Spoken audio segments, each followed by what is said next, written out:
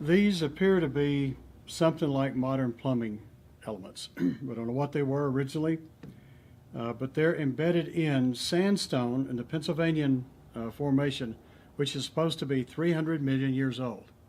So there's an obvious problem here. All the people that say that this formation is 300 million years old would say man or mammals existed at all. So what are modern looking uh, uh, plumbing like equipment doing in strata 300 million years old? Either they're not that old or man's been was along before dinosaurs were. Well, the evolution story they tell you in school can't be true if that's the case. So how'd they get there? Well, they're in under hundreds of feet of sandstone, which means they're buried in a massive flood. That massive flood covered most of the Missouri, Oklahoma, Kansas, Texas area up there, and much more. When you flood that much of the world with a couple thousand feet of mud, you're going to flood the entire earth. And you find this everywhere. Israel, everywhere you've got all this mud layers. So these were buried in that deep strata. The only account in human history that talks about an event where that much mud could have been deposited on the earth over the entire earth is Noah's flood. So if you accept the Bible timeline of Adam being created 6,000 years ago, more superior in intellect than we are, and then his descendant Tubal-Cain, who starts working with metal, comes along, and he works in, we don't know what kind of metal, maybe all kinds of metal. Okay, so he's 1,000 years before Noah's flood. Well, at the time of Noah's flood, you've had metal working now for many centuries. So when Noah's flood occurred, then here comes all this mud up out of the earth. Water courses are made to outflow from where they belong. So you get all this flooding coming around the earth. It's picking up buildings and people and artifacts, and we don't know where these came from. Maybe they came from Kansas area. You know, maybe they came from Alaska. We don't know. We just know where they got buried. So here they are. They're just like plumbing valves that you'd make today. What are they doing in strata that's supposed to be that old?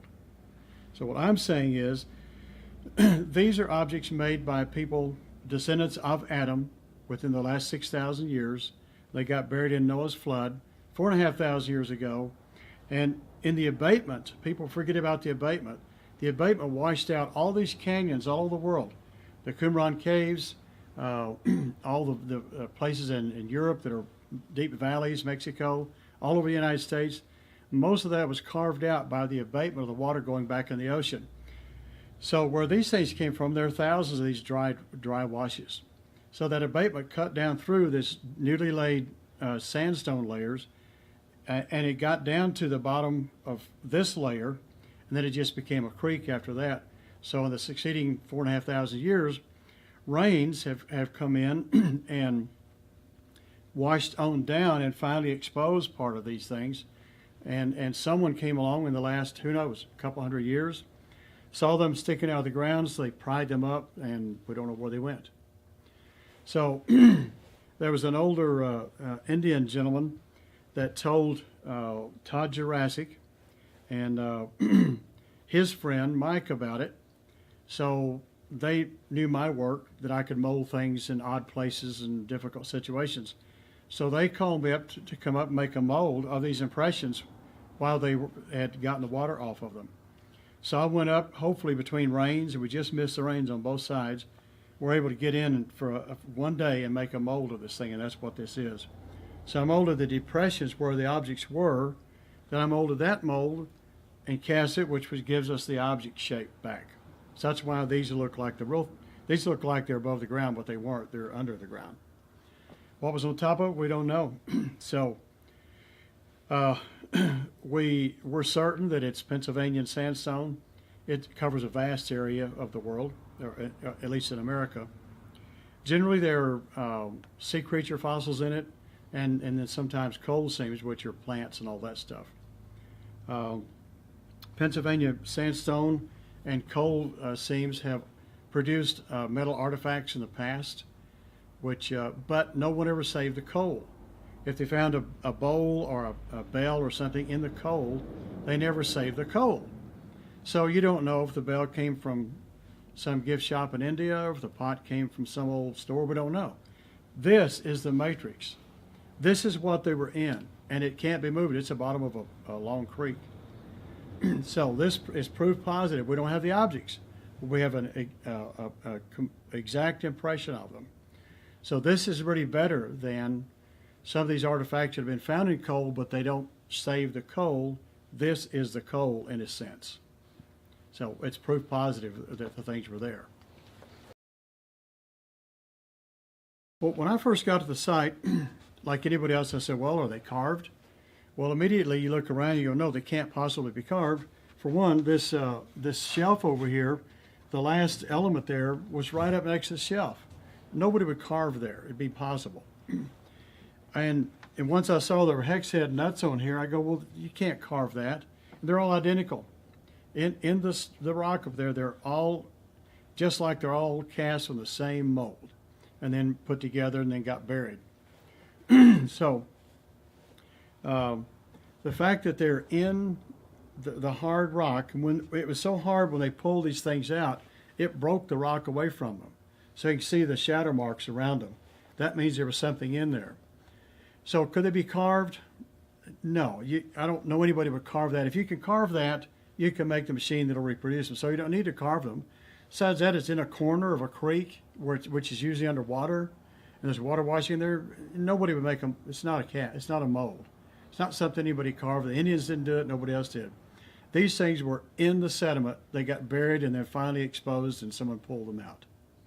So, and again, we don't even know what they were. And there apparently was 2 levels of them. This thing here represents something connected to this. Maybe they all had it. We don't know. Or another layer of them. And the fact that there are 2 more down the creek within 50 feet says that they were being scattered. These are not moles. People aren't making moles of this stuff.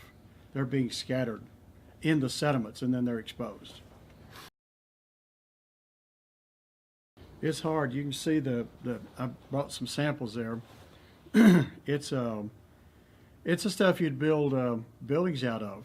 You know, and someone suggested, well, maybe this is some piece of machinery back when they were coal mining in there in the 1800s or 1910s, and it sank down in the sandstone. I go, no, this stuff is hard. You build buildings out of this. You have foundations of buildings out of this because it won't sink. I mean, you got to chisel it to get anything in there. So this is in place. It's not some equipment that sat on it, sank into this hard rock. No way. There are these 4, and we don't know if there are more objects up under the layers that are right there. We don't know. But 22 feet away to the north is another one, and I molded it, but the rock was so wet that it wouldn't cure, and we had to abandon it.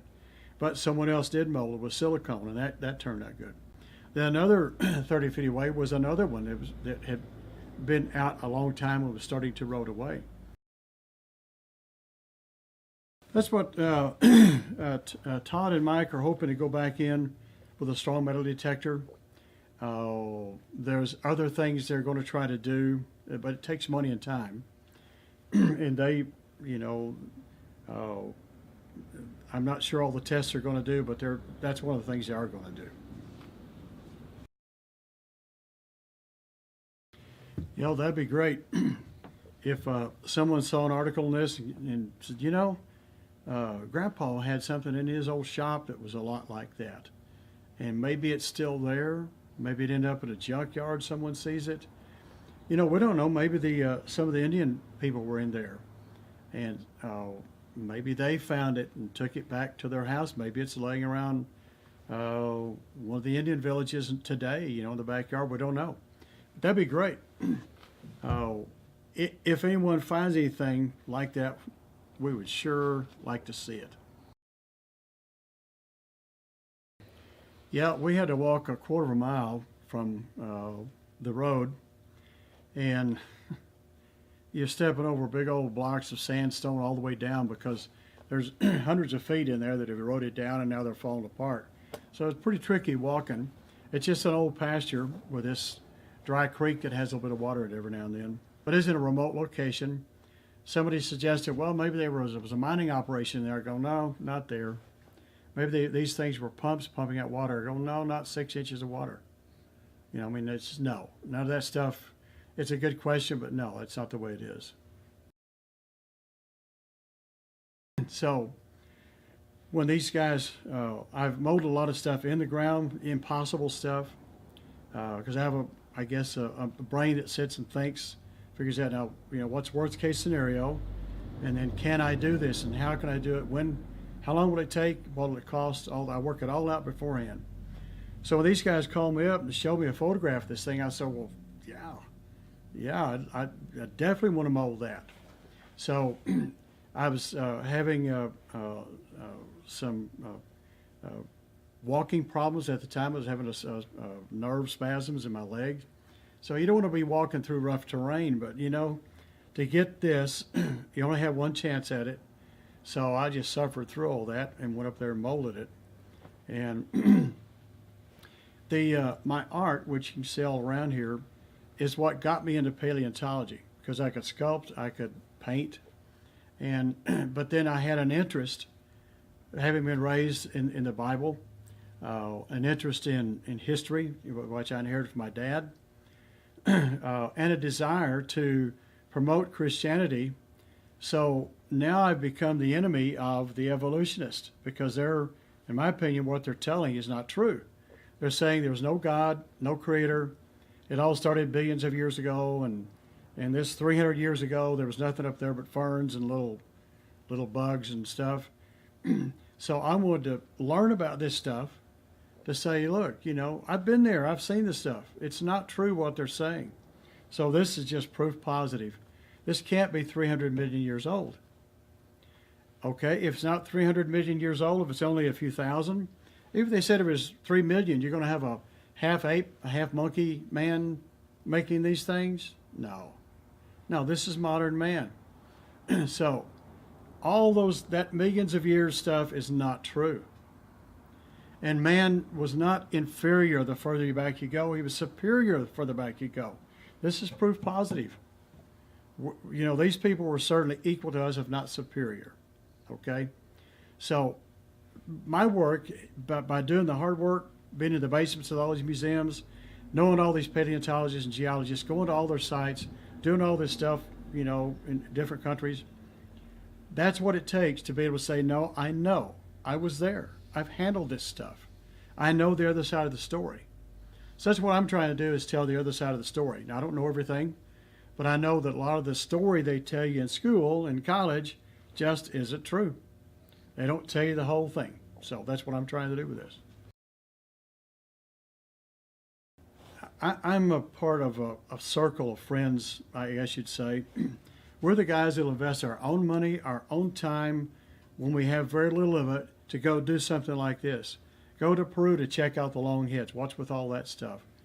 Go out to Montana, out with the flies and the gnats and all that stuff, and collect, see what context the dinosaur bones are in. So there's that group of us that do that. I call them the Dirty Hands creationists, Dirty Hand paleontologists. We get out and do the work. We spend our own money. The other group, they're pretty well academic. You know, they're good guys. They're right on.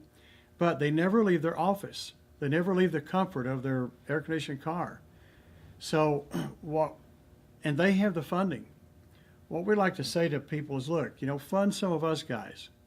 The guys that found this, they need somebody to go buy equipment and have tests run, all sort of thing. They don't have the money. It takes a long time to build it up out of just a working guy's, you know, income. So we would love to work with the academic guys. Like, we'll do all the dirty work. We'll give you the raw materials. You guys can analyze it and talk about it. You know, bring your expertise to the table and work together. That's what I'd like to do. It's like the horse and the rider. You know, let us be your horse.